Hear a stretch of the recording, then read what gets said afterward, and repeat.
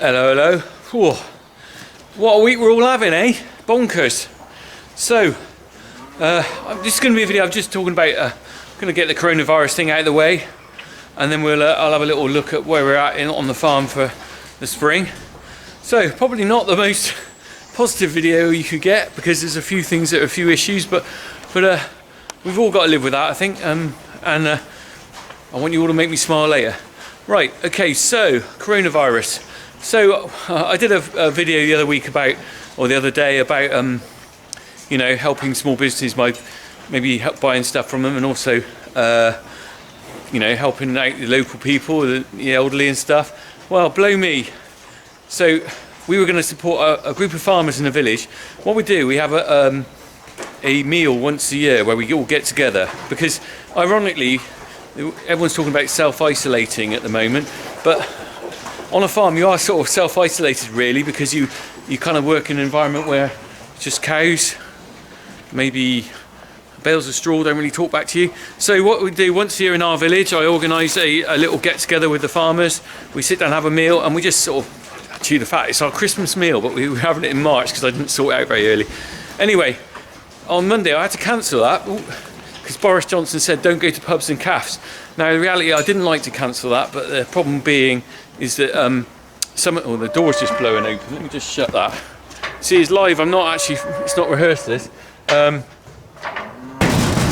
had to cancel that because some of our farmers in the village aren't the youngest. It takes all age groups to run a farm. And realistically, we're all running our own businesses, and we cannot afford any of us really to go down, or we don't want any of us to go down, because here me and my brother here, if we're off, who's going to milk the cows? And you can get people in, but obviously they don't know how all the farm works. So we have to stay. We're not going to go to the pub, and then that was cancelled on the Monday by Boris Johnson anyway. So I am showing my support in another way, because they've just launched a takeaway service. I'm going to be buying a takeaway from them on Friday night. Put a few quid back in their pocket. And I did ring someone I know in the village who's on her own, just to say, give me a call if you need any help, because I think we've all got to help other people now. So anyway, it seems like this is going to be a long haul, this coronavirus. So where are we going on that? I don't know. But in the meantime, do send me, as I said, the toilet roll pictures. I've had quite a few good ones in, actually. If I'm doing the competition, win a Funky Farmer t-shirt, send me a picture to funkyfarmerpic@hotmail.com by this Sunday. And if you want to be in it, you don't have to have a toilet roll in the picture. Just send a picture of yourself. But if you send a picture with the toilet roll, you will be in the competition to win a t-shirt, a Funky Farmer t-shirt. Okay, so do that, because I think we need some laugh. Right. Anyway, I'm looking at these now. Oh, looking at these now, and that noisy cow out there. These are the dry cows. I'm going to talk about where we're at in the spring now. So, reality is, I think every farmer in England is sick of the weather now. The weather we've had this spring has been a nightmare, and also this winter and this autumn. All we've had is rain, rain, rain. The guys who are arable, I feel really sorry for them. They've not been able to plant their winter crops. They've not been able to plant their spring crops. And now we're in a situation where you can't even get the fertiliser on. And I'm at that situation myself. I'm thinking the cows cannot go out now for at least 3 weeks. I've not been able to put any fertiliser on yet. Normally by now I'm out there putting fertiliser on, but the fields just cannot take the weight of the tractors. It will just make a right mess. There is a point where I might just have to go, do you know what, I'm going to have to do this to get the grass growing, because the reality is it's getting later and later, and it's going to cost me dear to keep them in, but also am I going to run out of silage? So we're going to have a look at the silage clamp and see where we're at on that, okay? Anyway, I just forked up the silage for these. You can see how they're doing. Right, we're going to be looking at silage, maize, what I've got left, and in the meantime, start thinking. I want some jokes off you guys. Keep our chins up. I'm just walking around to maize clamp, but over in the other field, I can see the neighbour putting poo out, and it's human poo. He actually, he's got arable next door. He gets human poo in brought in. I think it's treated, and I know it's treated. And then basically he puts it over on the arable. Now I was talking to him the other day. He doesn't really want to put it out yet because it's still too wet. But he's got to crack on. So we're just going to zoom in over there. You can just see over there. He's got his digger out. I'm not sure what he's doing there, but he's unloading it. There's a lorry delivering there. In the background you might be able to see there's the pile of poo. So that's all going to go out on the arable. That will stink. That will stink of, it's fishy smell actually.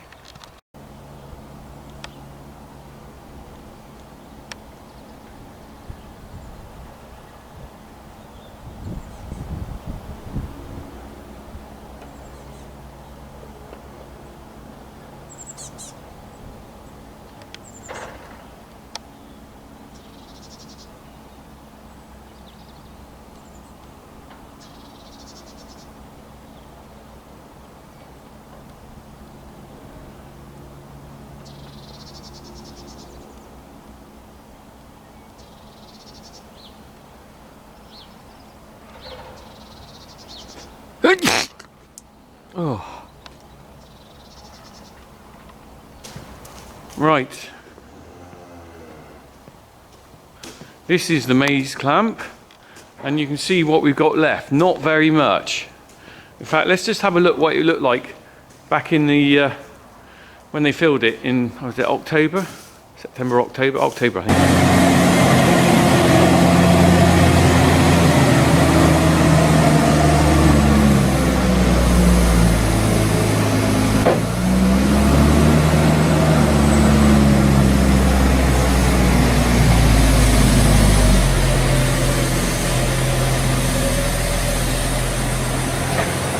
Okay, so that was earlier in the year. You can see we've really cracked on, got through it. I'm rationing this a bit now. So it's still good quality.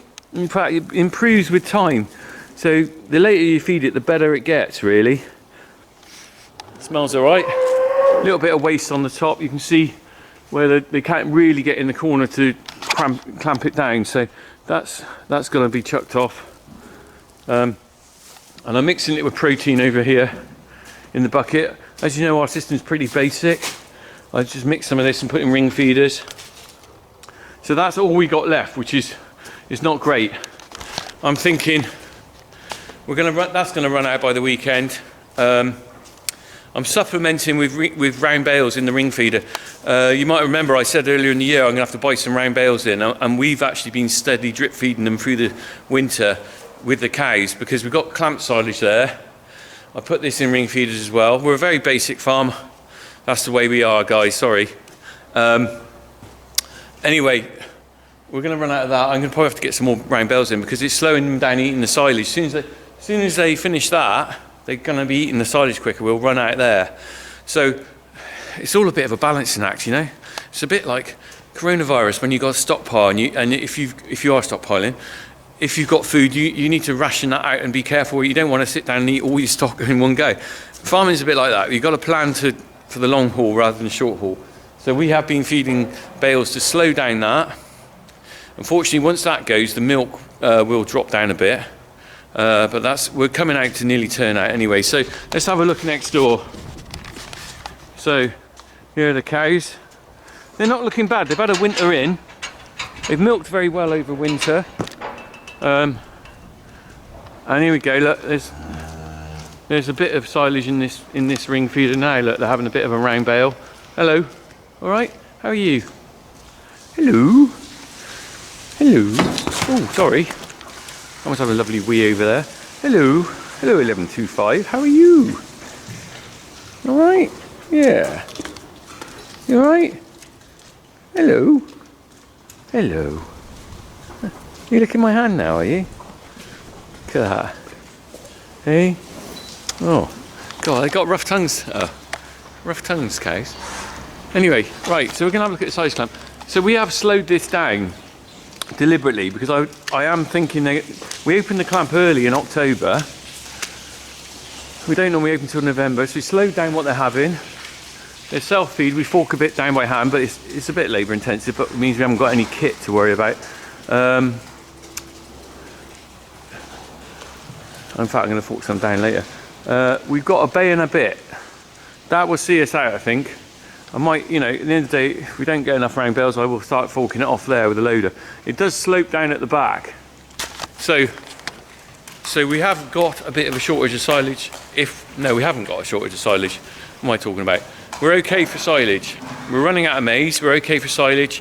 I think everyone's turned out to be late this year. Everyone's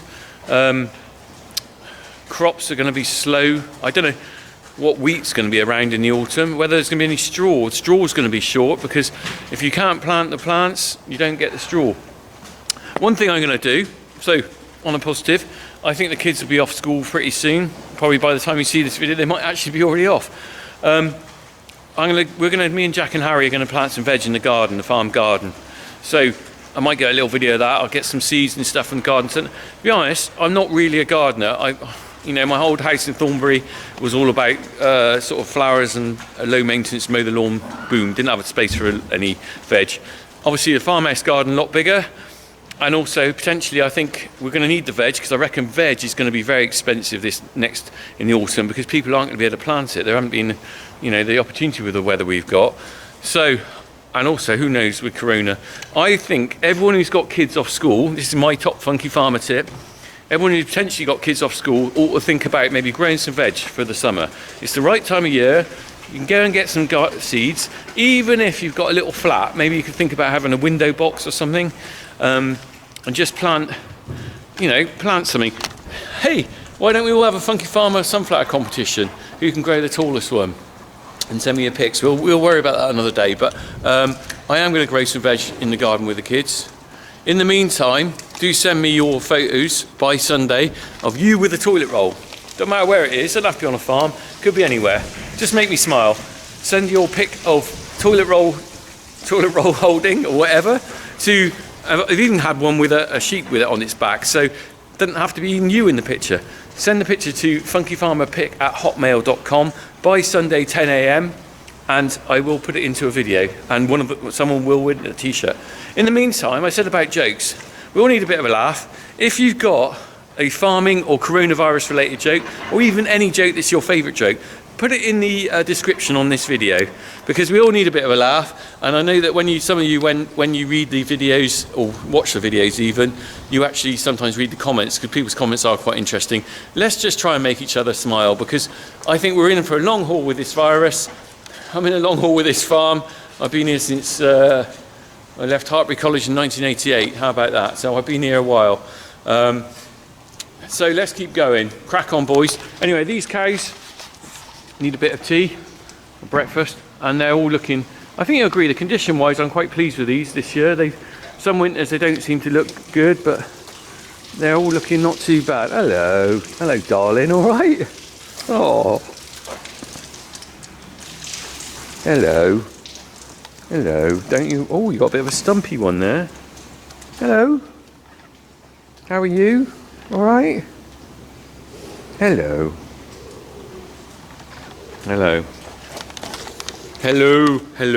how are you? Hello, how are you? Okay, see you soon.